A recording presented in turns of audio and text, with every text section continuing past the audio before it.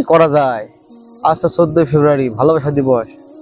গার্লফ্রেন্ডকে তো বলেছিলাম ওকে নিয়ে ঘুরতে যাব, আর ঘুরতে না নিয়ে গেলেও রাগ করবে। এর মধ্যে কোনো টাকা পয়সাও নয় আমার কাছে। ঘুরতে গেলে কত খরচ, গিফট দিতে হবে, এখানে ওখানে যেতে হবে, খাওয়া দাওয়া করতে হবে। ধুর। ও মনে পড়েছে, আমার তো বর্দা আছে, বর্দা একটা কল লাগাই। হ্যাঁ ভাই বল। ভাই, আমার এমার্জেন্সি কিছু টাকার দরকার ছিল তো। কখন লাগবে টাকা? ভাই, আজকেই বিকালে লাগবে। আচ্ছা ঠিক আছে, এসে নিয়ে যা। হ্যাঁ হ্যাঁ ঠিক আছে ভাই, আমি আসছি। ভাই টাকাটা। হ্যাঁ ভাই বল, তোর কত টাকা লাগবে? ভাই বেশি না, 5,000 টাকা দিলেই হবে। হ্যাঁ, 5,000 টাকা? এত টাকা তুই কি করবি? ভাই বুঝতে পারছো, আজ 14 ফেব্রুয়ারি, ভালোবাসা দিবস। গার্লফ্রেন্ডকে কথা দিয়েছিলাম ওকে ঘুরতে নিয়ে যাব, তাই টাকাটা খুব দরকার।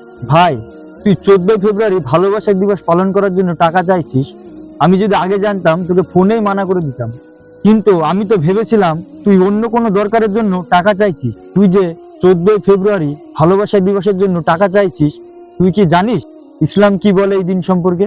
না ভাই, আমি তো জানতাম না। আমি জানি 14 ফেব্রুয়ারি শুধু ভালোবাসা দিবস। শোন ভাই, এই ভালোবাসা দিবস এটা কোনো ইসলামিক কালচার নয়, এটা ইহুদি খ্রিস্টানদের কালচার।